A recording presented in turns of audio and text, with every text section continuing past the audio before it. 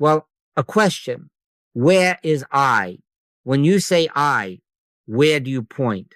To the head, to the heart, to the hand? Now where am I? Am I here, behind the eyes? Am I here, in the chest, in the brain, in a fold of gray matter, in a nerve, in a cell? No, no. Thought runs ahead to help you and fails, because thought can't find you because you're not a thought. You are not a picture in the mind, not a sound the mind makes, not a memory, not a projection. All of these parade past. But when the parade has passed, the I that watched remains, and it is not caught in the parade. You say, I am in this body. Are you? Take any man of science, give him the finest instruments, let him open the body with the utmost skill. He will find organs and fluids, patterns and pulses, but he will never find you. No surgeon has ever yet found any me inside of a body. He will find the brain, but not the one who knows the brain. He will find the tongue, but not the one who says, I. He will find the eye, but not the one who sees. And if you cannot be found there by the cleverest hand, what presumption makes you point there when you say I? Now watch the trick the mind plays. It says, very well, then I am in the mind. In which thought, then? In which impression? Which picture? Which theory? If the thought changes, and it will you be lost? No. Thoughts arise, peak, and disappear, yet I remains. Therefore, you cannot be the thought. Scripture said, be still and know that I am God. Not be clever, not be quick, not be many thoughts, but be still, because the stillness reveals that the I that knows is not the clatter that is known. You can't leave the body because you aren't in it. You never were. That is the paradox that undoes. Whither shall I go from thy spirit? Or whither shall I flee from thy presence? If I ascend, thou art there. If I make my bed in the depths, thou art there. What is that but this?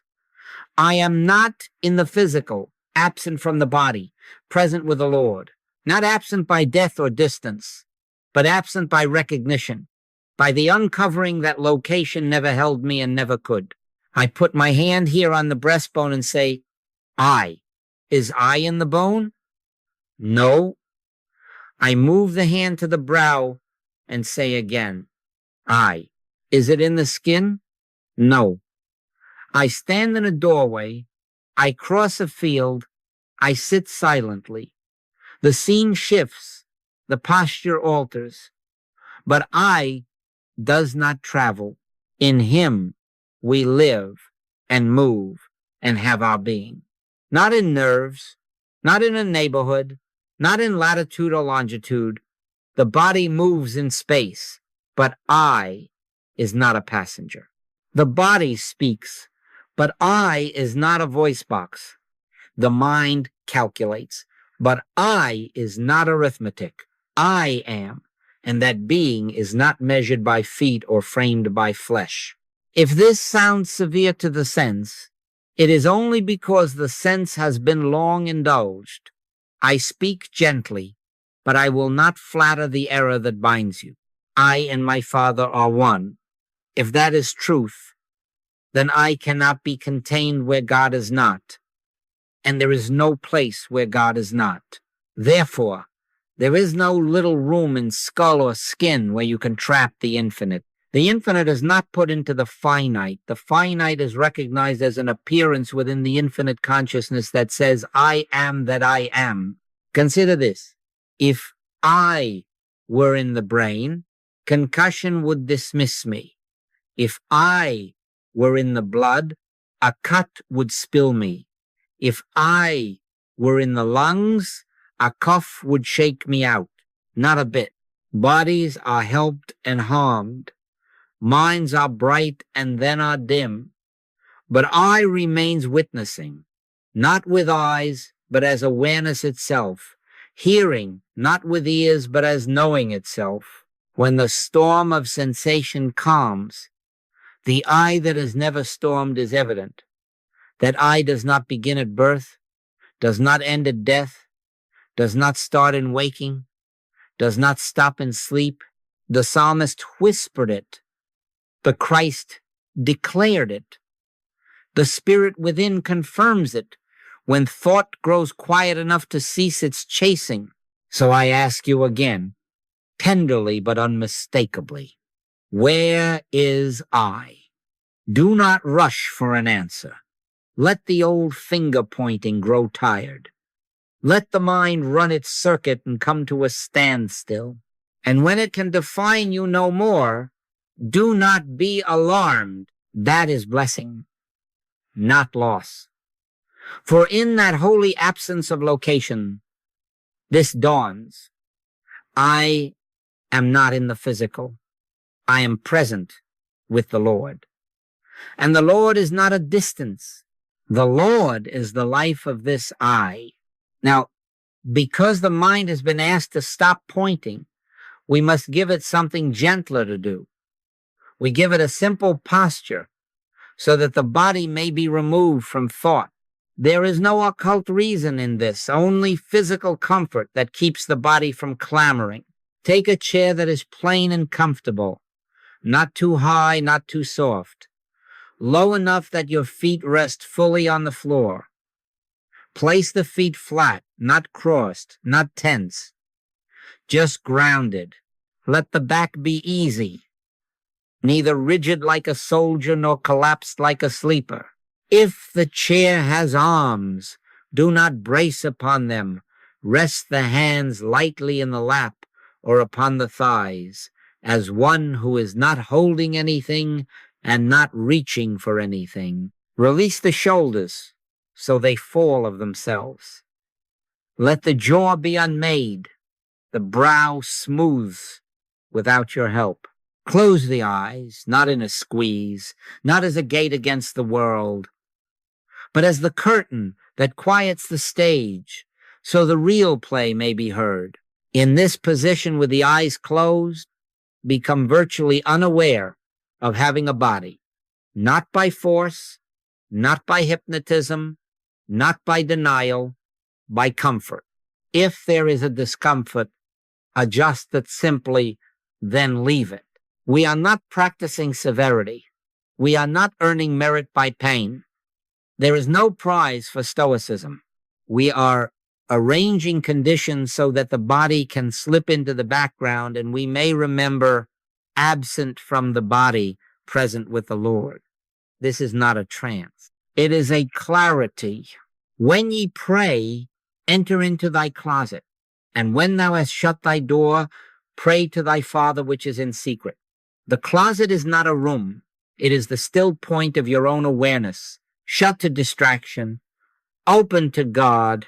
Now, with the body eased and the eyelids lowered, we drop all projects.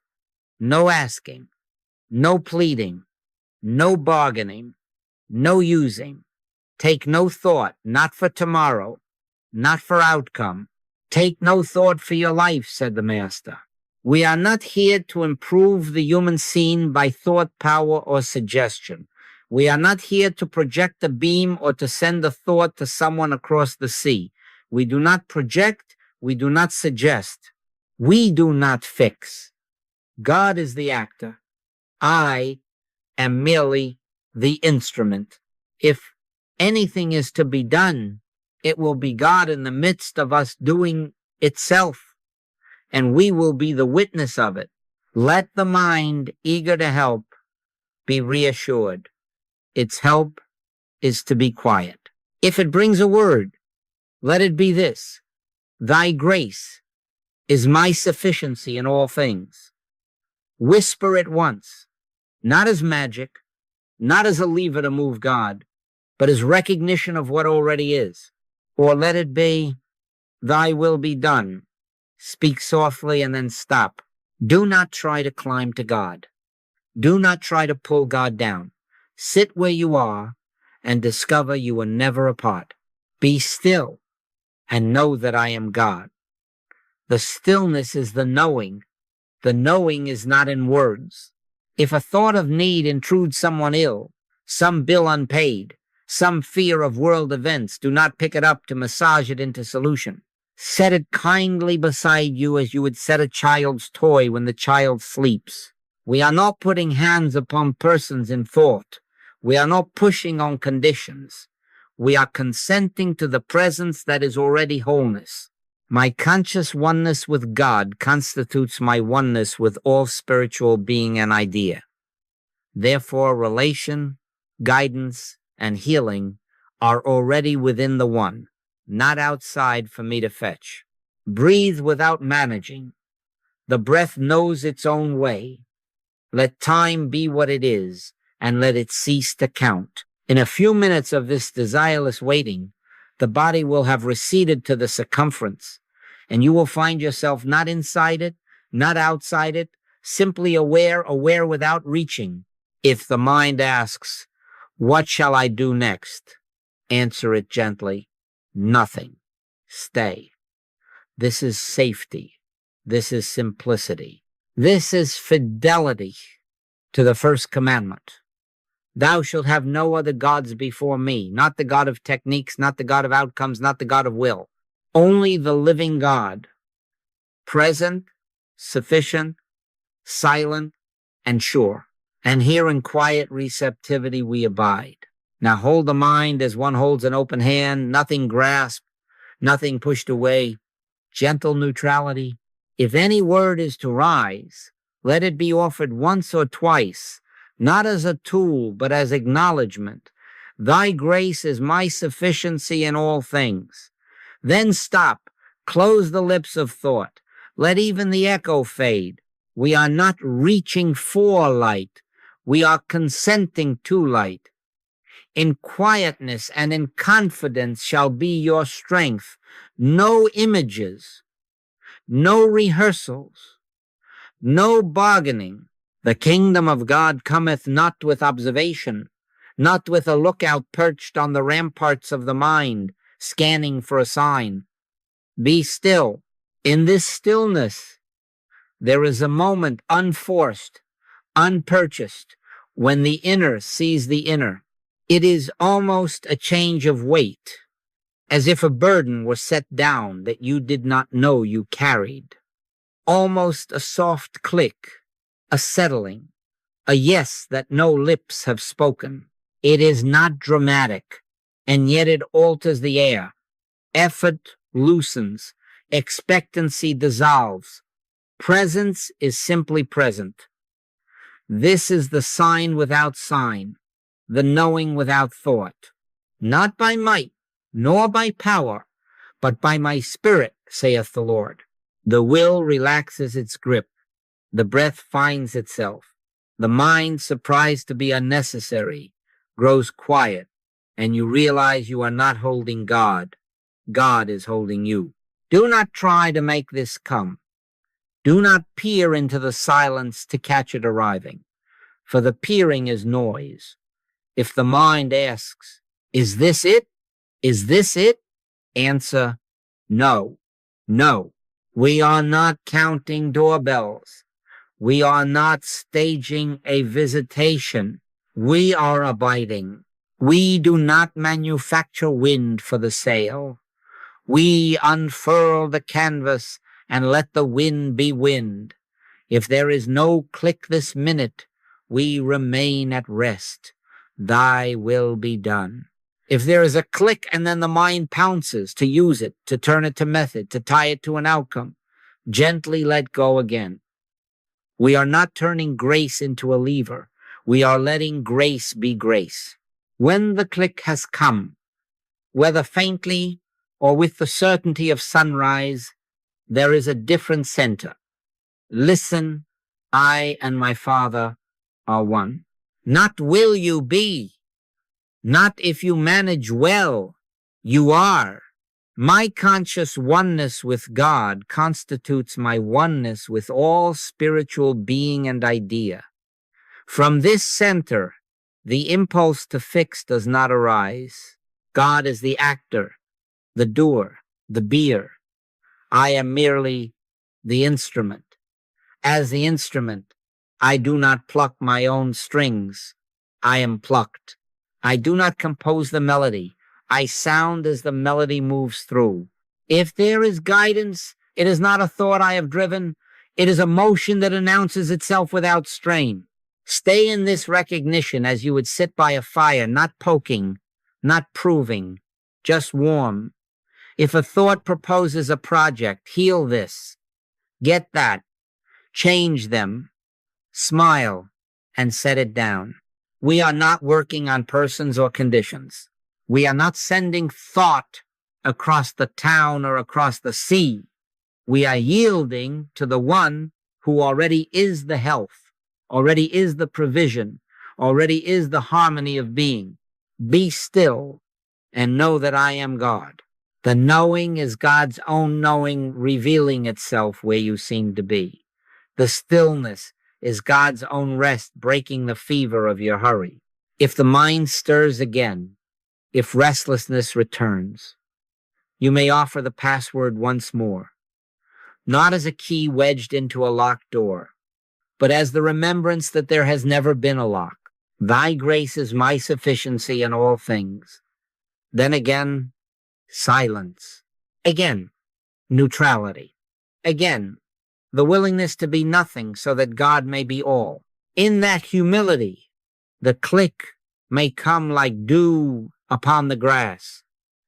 And suddenly you find there is no problem to carry, no plan to maintain, only the presence that is ever present, doing itself, being itself, expressing itself as the life you are, beyond thought. I abides in this, and this abides in me. Now let us make it simple. We will do this together. Keep the body out of the way, just as you have arranged it, and invite thought to be a servant in a brief inquiry. Ask plainly, where am I? Point where you usually point, to the forehead. Am I behind the eyes, in the folds of gray? Am I a spark in the skull, a light in a lobe? No, no. The lights go on and off in the mind's rooms, but the one who knows the lights is not confined to the wiring. Now to the heart. Am I the throb? Am I the pulse? Is I in the muscle that beats of itself from before the first thought to after the last thought of the day? No, the beat can be counted, quickened, slowed, silenced by anesthetic or stirred by exertion. And yet I remains to tell the tale. If I were there, a change of rhythm would displace me. It does not. To the spine. Am I strung in the vertebrae, nested in a segment of nerve, a signal passing like a telegram up and down the cord? No. Signals travel. I does not travel. Signals stop. I does not stop. The telegraph cannot be the sender.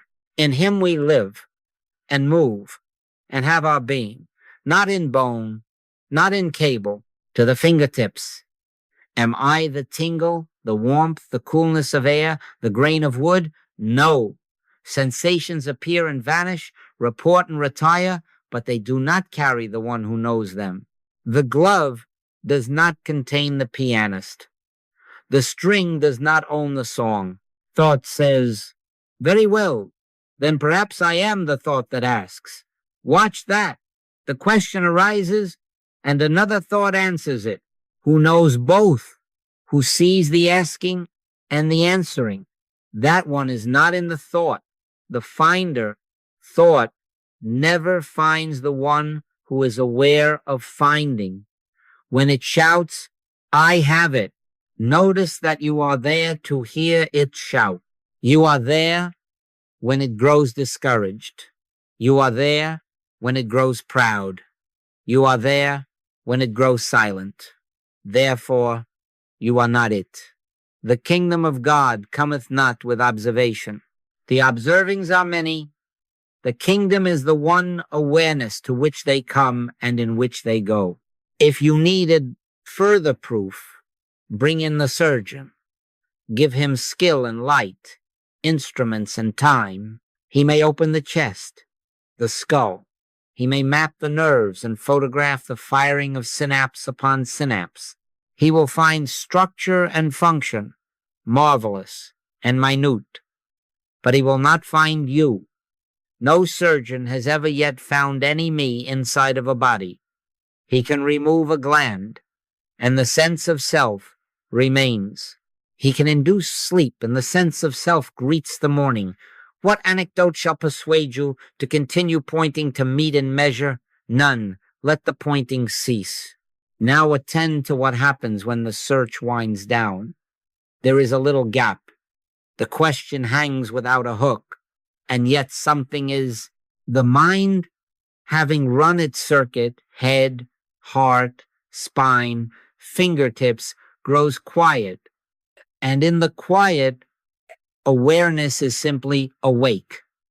Not an object, not a place, not a picture.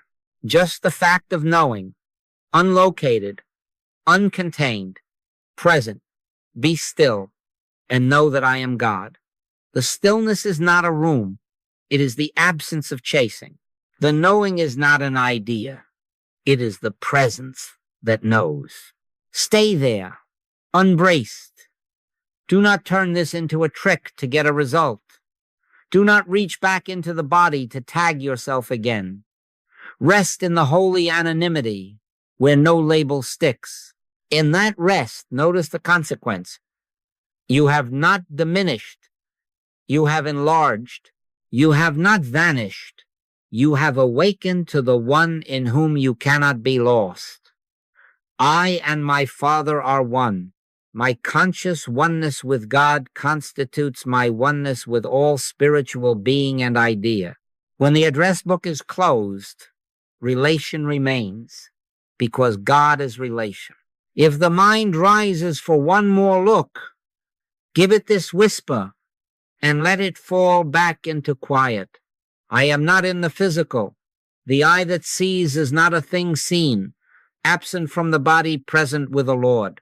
And in that presence, unlocalized and sure, we rest. Thy grace is my sufficiency in all things. Now hear the heart of the matter. If I is not in the body and not in the mind's parade, what then is my relation to you, to the world, to the very idea of good? It is this. My conscious oneness with God constitutes my oneness with all spiritual being and idea, not with some, not with those who agree, not with those within arm's reach. My conscious oneness with God is the root, the trunk, the sap of every true relation. I and my Father are one. The Master added, all that the Father hath is mine. Where is it? Up there? Out there? No, it is here as awareness flowing, not stored, present, not promised. All that the Father hath is flowing right up through here, not as personal possession, but as presence recognized. I am not the owner. I am the transparency. God is the actor. I am merely the instrument. Do you see then why guidance and healing cannot be worked up by will or projected by mind? Not by might, nor by power, but by my spirit, saith the Lord. Guidance is not a voice we chase across a distance. It is the quiet rightness that dawns when the click of oneness has come, a rightness that needs no argument. Healing is not a force we push on a person. It is the natural harmonizing that appears when the one life is acknowledged as the only life present. As light does not argue with darkness, but simply is. So the realized presence does not struggle with discord. It reveals its unreality by being what it is. You say, but how do I know when to speak, when to act, when to wait? The answer is the same practice we have been given. Wait receptively, desireless, until the click. Do not fish for it. Do not time it. Do not test it. Rest when it comes gentle as a sigh, sure as daybreak action, if there be action, will be self-evident. If there is to be a call, the call will be made without hurry, without the undertow of fear. If there is to be silence, the silence will be full, not vacant. If there is to be a word, it will not be a human opinion. It will be the ease of truth announcing itself. If nothing is to be done, nothing will be left undone. For thy grace is my sufficiency in all things. Let identity remain non-local. Do not now drag the I back into the chest and say, I will go over there to bless. There is no over there in spirit. Whither shall I go from thy spirit? If I ascend, thou art there. If I make my bed in the depths, thou art there. Absent from the body, present with the Lord. This is not absence from life, but presence as life. In this recognition, relation is immediate because God is immediate. Connection is sure because God is the connection. And note how simple this is when the mind stops trying to be the engineer of good. The vine does not strain to fill the branch. I am the vine, ye are the branches. The life is one life. The fruit appears because the union is a fact, not a feat. Do not misuse this. Do not think, I will use my oneness to get results. No, no. Oneness is not a tool. It is truth. When you rest in truth, truth evidences itself as right word, right work, right rest. When I am consciously one with God, I am in lawful relation with all spiritual being, an idea, neighbor, work, supply, body, world, not the neighbor's temperament, not the world's headlines, not the body's complaint, the spiritual being and idea that God is forever expressing. There, in that realm of cause, harmony abides, and as the realization deepens, it translates outward as guidance that arrives on time and healing that requires no boasting. We do not advertise the sun at noon. We simply do not bump into the furniture. So again, we practice. We become still. We refuse the bait of desire and dread. We wait until the click, until the center shifts from self-concern to self-aware. Then we do only what that presence is doing as us, or we do nothing and let that presence glory in its own completeness. Either way, nothing is added to God and nothing is taken from God. In him we live and move and have our being. And so relation is not manufactured. It is recognized. Guidance is not coerced. It is heard. Healing is not achieved. It is revealed. Thy grace is my sufficiency in all things. I and my Father are one. My conscious oneness with God constitutes my oneness with all spiritual being and idea. Here, in this, now, always. Beloved, this oneness is not a sentiment. It is a law. The Master gave it to us without embroidery. Thou shalt have no other gods before me, and thou shalt love thy neighbor as thyself.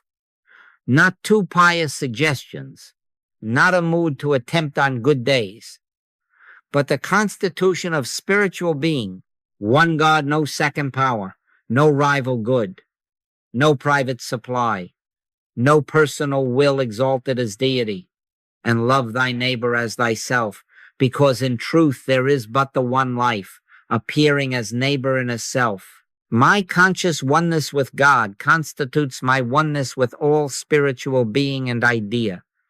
And the ethic that flows from that oneness is not negotiable. It is cosmic law. Do not think there is favoritism in this.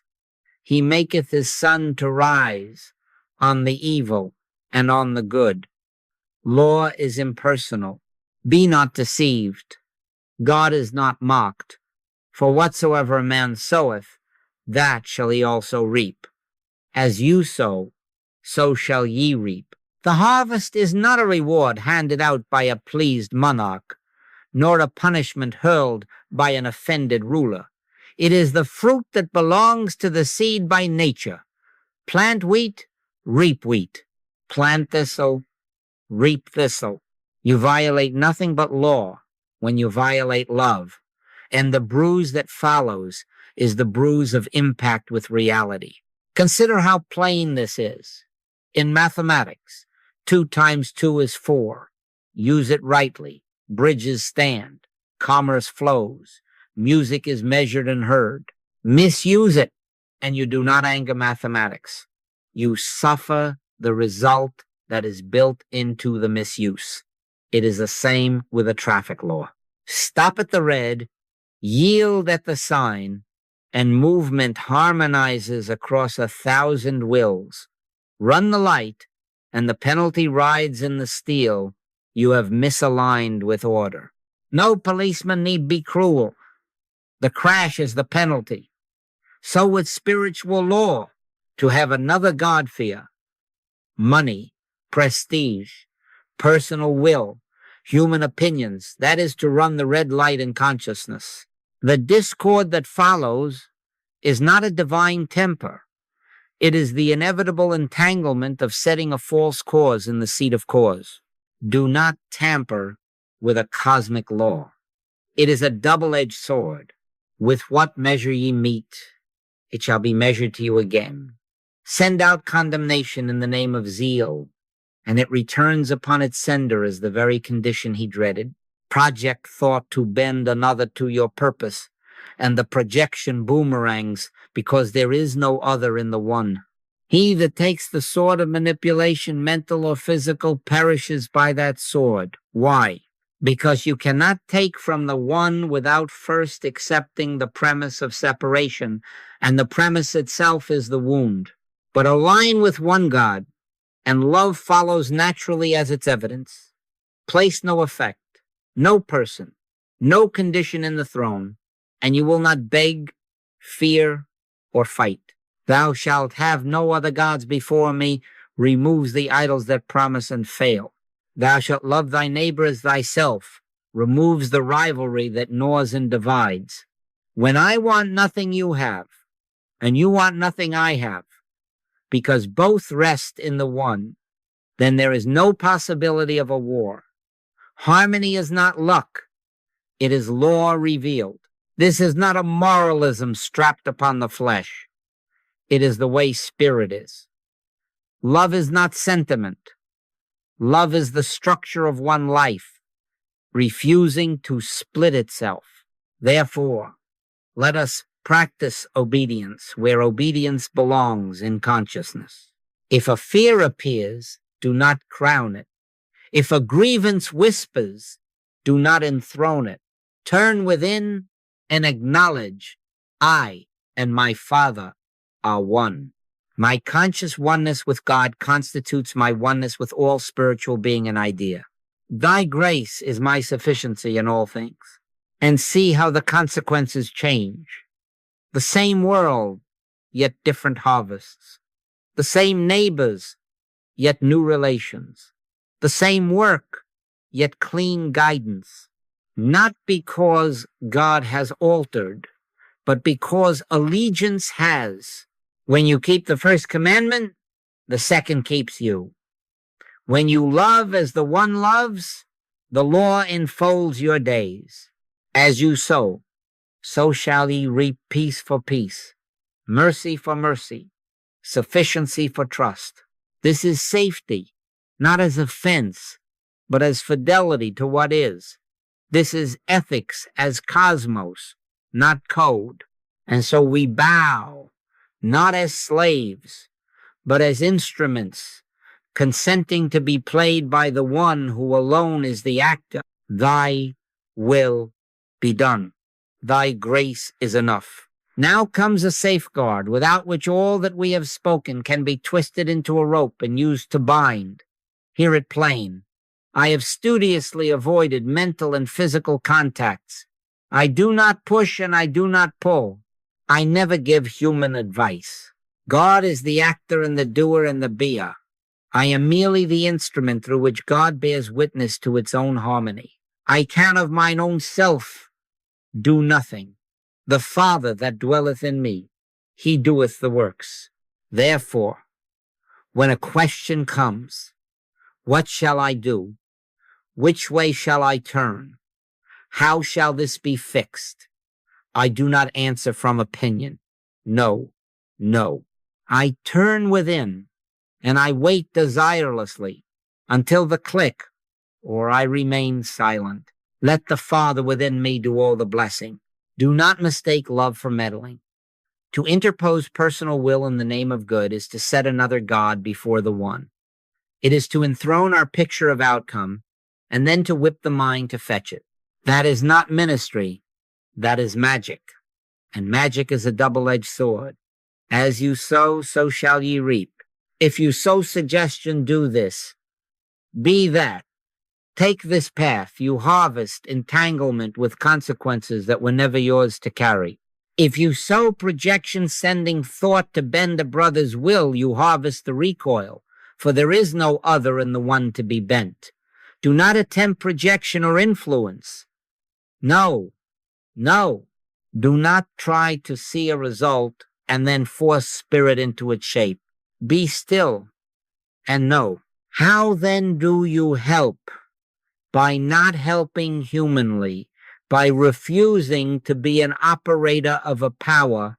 I stand as transparency for the power that alone is. I do not touch a shoulder to transmit a force. I do not stare at a body as if it were a problem to be solved. I do not send a current, a color, or a word across the sea. In this position, with my eyes closed, I am virtually unaware of having a body, absent from the body, present with the Lord. I wait. And when the click of conscious union comes, harmony reveals itself without my pushing, not by might, nor by power, but by my spirit, saith the Lord. My conscious oneness with God constitutes my oneness with all spiritual being and idea. And in that oneness relation is already correct, guidance already given, health already present. I do not add to it. I do not manage it. I witness it. There are those who write and say, tell me what to do. Shall I take this job? Marry this person? Move to this city? And they mean it sincerely. But if I answer as a man, I set myself as a God between God and his child. I never give human advice. If a word is to be given, it will not be my counsel. It will be the effortless arising of a word after the click, a word that carries no strain and seeks no obedience. Many times there is no word at all, and the silence itself is benediction. Take no thought, not for your life, not for theirs. Thy grace is my sufficiency in all things. If ever you feel a zeal to interfere, stop and examine its root. Is there fear? Then you have crowned a second power. Is there ambition to prove yourself spiritual? Then you have taken the instrument for the musician. Lay it down. Return to the closet. Close the door of will and wait. Live thou thy life. Fulfill thyself in me. Let the Father within do the works. When the doing is God's, the fruit is God's, and the burden is none.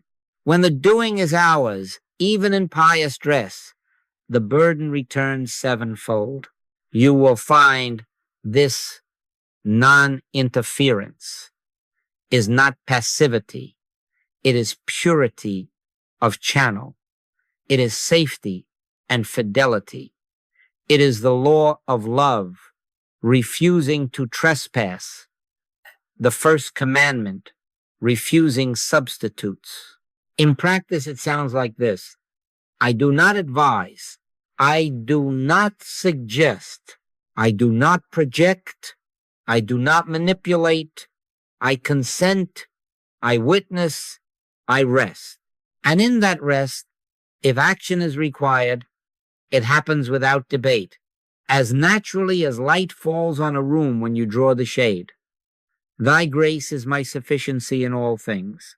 I and my Father are one. God is the actor. I am merely the instrument. And so no pushing, no pulling, only presence present. And that is enough.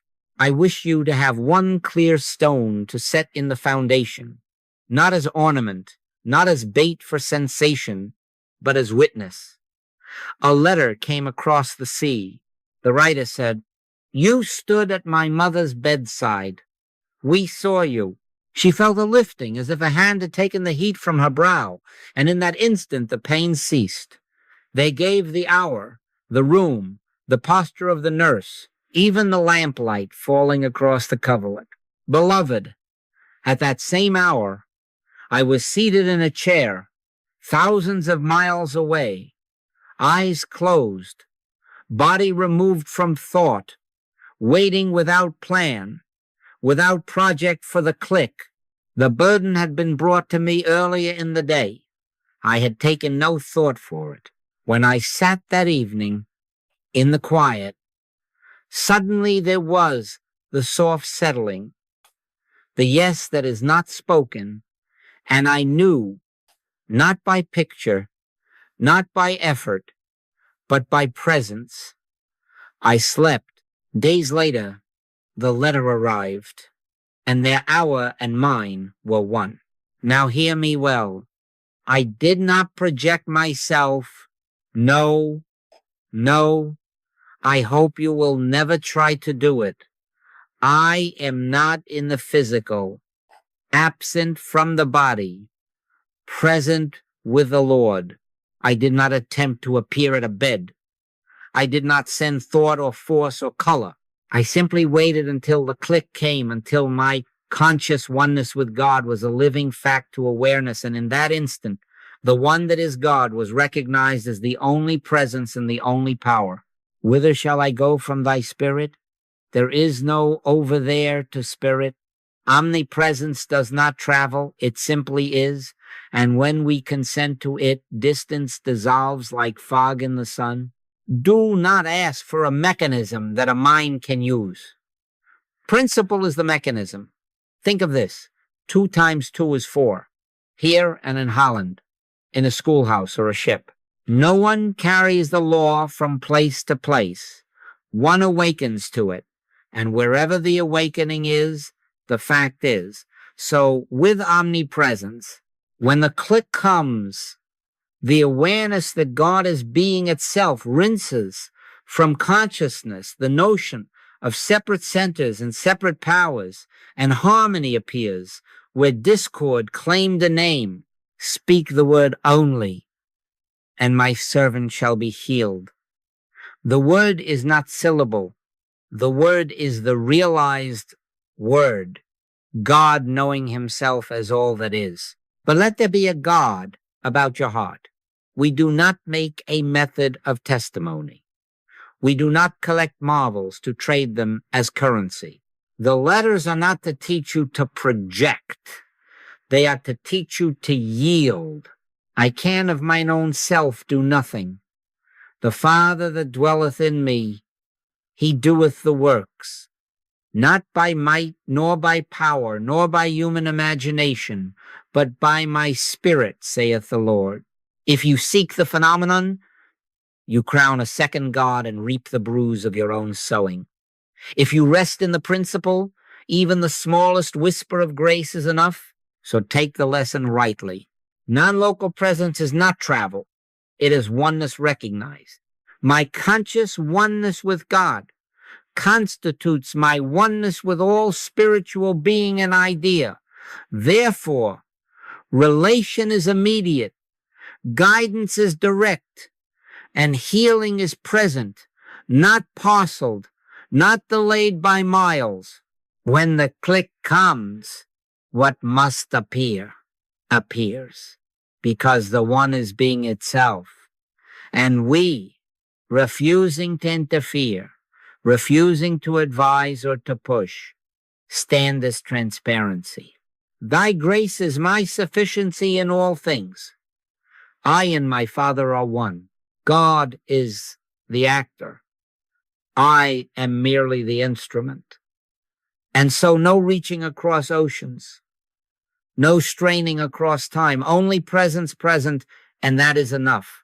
Now let the heart take this into its very root. If presence is present, then lack is not Lord. The Lord is my shepherd. I shall not want. Not because a storehouse has been found, but because the source is the shepherd. The life is the life. My conscious oneness with God constitutes my oneness with all spiritual being and idea, and in that oneness, the old impulse to reach and to take fades like mist in light. Security ceases to be a prize and becomes a presence. Peace ceases to be a truce and becomes a nature. Let it speak as litany until it is marrow deep. In my oneness with God, I find completeness. In my oneness with God, I find security. In my oneness with God, I find peace. In my oneness with God, I find joy. In my oneness with God, I find fulfillment. In my oneness with God, I find abundance without fear, guidance without bargaining, rest without collapse, love without demand. Say it softly, not as spell, but as truth remembered, and then be still. Thy grace is my sufficiency in all things. Here is the ethical fruit that grows of itself when this root is real. When I want nothing you have, and you want nothing I have, there is no war. There is no bargaining edge, no hidden claw. There is no need to hoard, no need to flatter, no need to arm. Seek ye first the kingdom of God and his righteousness, and all these things shall be added unto you. Added, not seized. Shared, not stockpiled. The struggle goes out of living as the fear of being left out goes out of consciousness. You cannot be left out of what is omnipresence. Do you feel how the center shifts from getting to giving, from proving to consenting? Freely ye have received, freely give. The old measure was scarcity. Get yours before someone else does. The new measure is grace. What flows is more than enough for the function that is given you to be. Out of his belly shall flow rivers of living water. Rivers do not count cups. They do not form committees to debate whether to wet the shore. They flow in oneness. Sufficiency is not a ledger. It is a life. Do not attempt to use spirit as a technique to accumulate matter. No. That is another God in the temple. Keep the first commandment and the second keeps you. When we rest in the fact God is the actor, I am merely the instrument. The tones of our days arrange themselves into harmony without our clutching for notes. Work turns from competition into cooperation because the music, not the musician, is first. Each instrument is itself, and yet the symphony is one. See, then the community that oneness births. Homes where counsel is not a contest of wills, but a listening until the click. And then the word, if there is a word, is tender and exact. Markets where the measure is fair because fear has lost its throne and the craft is honored as service, not as bait. Councils where policy bows to principle and the weaker are not prey but trust. Give, and it shall be given unto you. Good measure, pressed down and shaken together and running over. Running over is not excess to flaunt. It is overflow to share. When you live by overflow, another's good is your joy, not your threat. Let the mantra return as breath returns. Thy grace is my sufficiency in all things. Not my plans, not my pressure. Thy grace. Whisper it as you pass the window with headlines of lack. Whisper it when an invoice arrives. Whisper it when praise tempts or blames things. Thy grace is my sufficiency in all things. The whisper dries the roots of rivalry. It loosens the clutch of fear. It turns the hand from taking to blessing, from closing to opening. And so we stand in a simple truth that does not shout. In my oneness with God, I find completeness, security, peace, joy, fulfillment. I need not take, for the giver is the given. I need not store, for daily bread is daily presence. My conscious oneness with God constitutes my oneness with all spiritual being and idea. And in that realized oneness, struggle becomes service. Competition becomes cooperation. And lack is answered not with loot, but with light. Thy grace is my sufficiency in all things. I and my Father are one. And in that one, there is enough. Let us re-enter the silence for a moment, not to ask, not to bargain, not to name outcomes. Be seated as you are, hands easy, breath unforced. Close the eyes, if you will, or soften the gaze so that the world fades from command. Remove the body from thought, absent from the body, present with the Lord. And now, no petitions, no words for a moment, only willingness. We wait desirelessly. Be still and know that I am God. Now, in this stillness, knock, ask, and it shall be given you. Seek, and ye shall find. Knock, and it shall be opened unto you. But hear this, knock within, not at a person, not at a place, not at a thing. Do not knock at the door of a bank, a diagnosis, a supervisor, a headline. No. Knock at the door of your own consciousness, where the kingdom already is. The kingdom of God is within you. Let the knock be consent, not demand. Let it be this. Thy grace is my sufficiency in all things. Whisper it once. Whisper it twice if you must. Then release the words and wait. As you release them, notice no sound, no drama, but a quiet brightening as when dawn arrives unannounced. The inner door opens without creak or key, and there is a soft rightness, a yes that has no syllables. This is the click awareness, returning to what is ever true. I and my Father are one. My conscious oneness with God constitutes my oneness with all spiritual being and idea. Nothing to add, nothing to defend. Simply presence present. Do not strain to lengthen this. Do not time it. If it is a minute, it is a minute. If it is a breath, it is a breath. Your Father, which seeth in secret, shall reward thee openly. The reward is not trinkets. The reward is God being God as your very awareness. Not by might, nor by power, but by my Spirit, saith the Lord.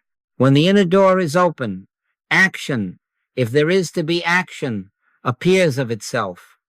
If there is to be silence, the silence is filled, not empty. Now, learn the way to carry this as a manner of living. Between one task and the next, knock within. At the red light, before the email, at the threshold of a room, when the phone rings, as you lift a child, as you lay down, To sleep, knock within. Do not knock on the day, trying to force it to give. Knock within, and the day reveals what is already given. Let the practice be small and frequent, like the breath. 10 seconds here, a half minute there. A simple turn. Thy grace is my sufficiency in all things, and then release the words and rest. If anxiety flares and the mind rushes to doors, it hopes to pound opinion, argument, manipulation. Catch it gently. No. Bring it home. Knock within. Lift up your heads, O ye gates, and be ye lift up, ye everlasting doors, and the King of glory shall come in. The doors are not out there on the street. They are the gates of awareness yielding to what already is. In that yielding, you find that guidance does not arrive as noise, but as knowing. Healing does not arrive as force, but as the absence of the need to force. Ethics does not arrive as rule, but as the natural flow of one life through the branch that consents. You will see then how ordinary moments become altars. A sink full of dishes, a ledger of figures, a hallway conversation. Each holds a door that opens to the same light. My conscious oneness with God constitutes my oneness with all spiritual being and idea. Therefore, I do not beg from effects. I turn to cause within. I am not in the physical. I am the transparency through which God honors his own sufficiency. And so, again and again, without strain and without story, knock within, whisper the password if you must, thy grace is my sufficiency in all things, and then be still. The door opens, awareness brightens, and the day is kept, not by will, but by grace. Now we carry this into the street and the study and the supper table without breaking the thread. Walk, write, decide, yet refuse to localize the doer in the body or the brain. When you say, I will finish this report, where is that I? In a skull? Behind the eyes? No. I am not in the physical, absent from the body, present with the Lord. No surgeon has ever yet found any me inside of a body. The I that knows, that loves, that consents is not a bundle of nerves. It is awareness becoming transparent to its source. My conscious oneness with God constitutes my oneness with all spiritual being and idea. Therefore, when the hands type and the feet move and a sentence forms or a choice is made, let it be understood. God is the actor. I am merely the instrument. This is not an evasion of life. It is the only way to live it without bondage. The instrument does not refuse to play. It refuses to pretend. It composes the music. So, rise for the meeting, answer the email, choose the supplier, tuck the child in, speak the truth in love. But first, and quietly within, remove the body from thought and let the click establish who the doer is. I can of mine own self do nothing. The Father that dwelleth in me, he doeth the works. When you keep the doer where the doer belongs, burden lifts. The same task, a different yoke. My yoke is easy and my burden is light. Think of foundations before buildings. Engineers do not begin with a spire. They anchor what cannot be seen. A tower without foundation is a promise to fall. A life without inner consent is a schedule waiting to break. It is the same with roots before rain. The forester watches a dry season and does not panic the tree into greenness. He knows roots seek depth in silence, and when the rain comes, there is uptake. So with you, seek God alone for direction, roots. Do not demand quick weather rain. Be patient in the invisible. 2 times 2 is 4, whether or not you hurry the sum. So is omnipresence. Whether or not conditions look thin, knock within, wait for the click, and then build. The unseen footing will bear the visible flaws of your day. At home, this means a practical gentleness. When a child presses for an answer, when a spouse seeks a decision, you will feel the pull to advise, to manage, to win the hour by force. No, no. Refrain from advising or manipulating others. I never give human advice. If a word is given after the click, speak it. If no word is given, let the silence guard the house. Do not project thought to sway a will. Do not set your picture of good upon another's life. Not by might, nor by power, but by my spirit, saith the Lord. In the office, do the same. Hear the report. Measure the numbers. Honor the craft, but do not enthrone the brain as God. Seek the kingdom within. Let guidance appear without your goading. Action will arise exactly as light fills a room when you draw a shade without strain, without noise. Carry in your pocket a law older than custom and broader than a flag. Whatsoever ye would that men should do to you, do ye even so to them. The golden rule is not a mood that civilization outgrows. It is a line of cosmic mathematics traceable in scriptures, older than our alphabets, spoken on 6 continents, shining through prophets and sages. It is law, not sentiment. As you sow, so shall ye reap. Invoices, wages, contracts, courtesies, measure them as you wish to be measured, and you have aligned with the traffic law of consciousness. Run that red light, cheat, flatter, coerce, and the penalty is built into the act. Keep it, and harmony is not accident, it is order revealed. Love thy neighbor as thyself, because in truth there is but one life here, wearing many names. Let your day be braided with quiet pauses that restore instrumentality. Before you press send, one breath, thy grace is my sufficiency in all things.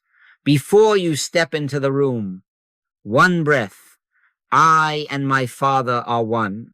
After the call that stings, one breath, God is the actor, I am merely the instrument. Then let the breath go and do the next simple thing. Do not think this is withdrawal. You will become more accurate, more timely, more courageous, because you are not spending life to prove that you are the life.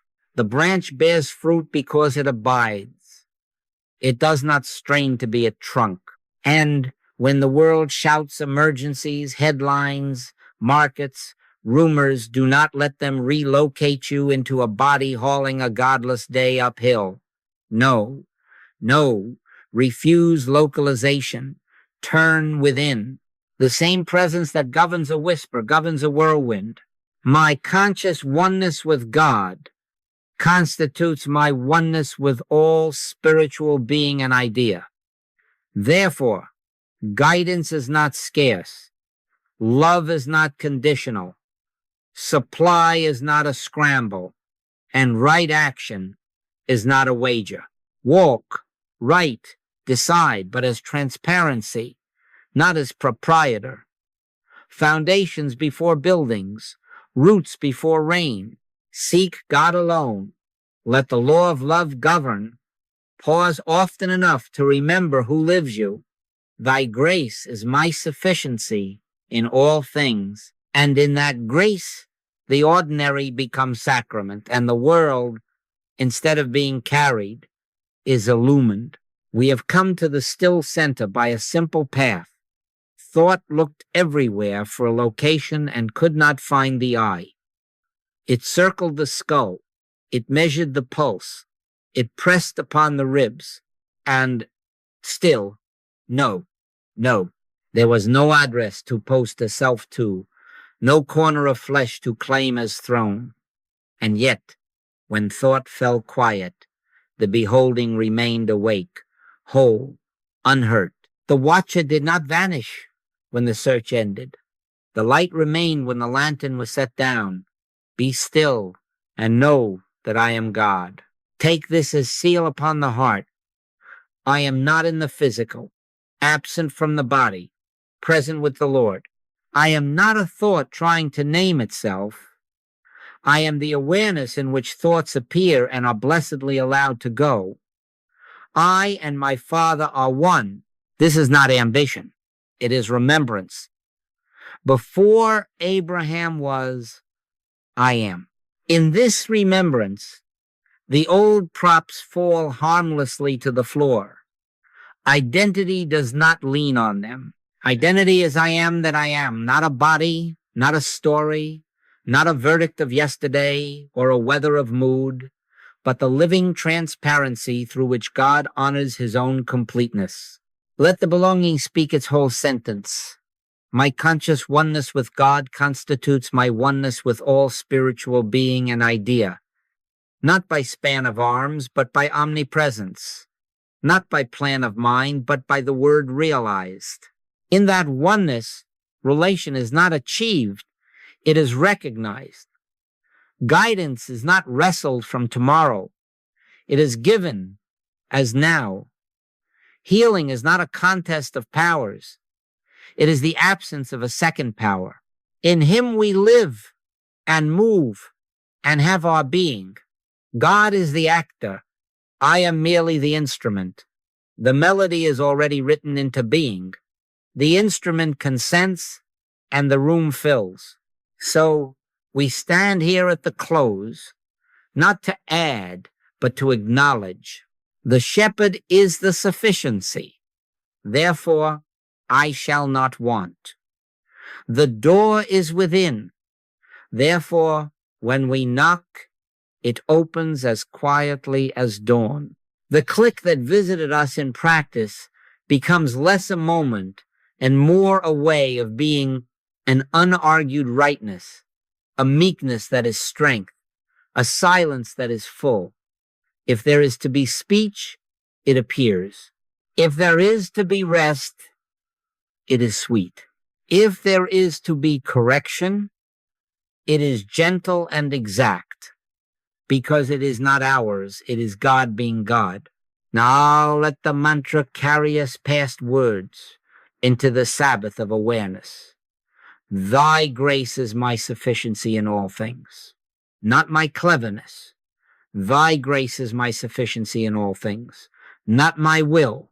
Thy grace is my sufficiency in all things, not my memory, not my fear, not my haste. Thy grace is my sufficiency in all things. Whisper it once, twice, 3 times if you must, and then let the words dissolve into the very fact they name. I and my Father are one. I am that I am. My conscious oneness with God constitutes my oneness with all spiritual being and idea. I and my Father are one. The mind grows quiet here. The body is removed from thought. There is no distance to cross, no merit to earn, no enemy to fight, no second power to appease. Only presence present, only life living. Its life as this awareness, only love, loving what it is. And now gratitude rises not as courtesy, but as recognition. The day is illumined before it begins. The tasks are consecrated before they are listed. The neighbor is beloved before a word is spoken, because there is but one life wearing many names. I am not in the physical. I am not a thought. Beyond thought, I am. Thy grace is my sufficiency in all things. We rest the moment together in this, without strain, without asking, without proving. Be still. Know. Let the seal set. I and my Father are one, and so it is.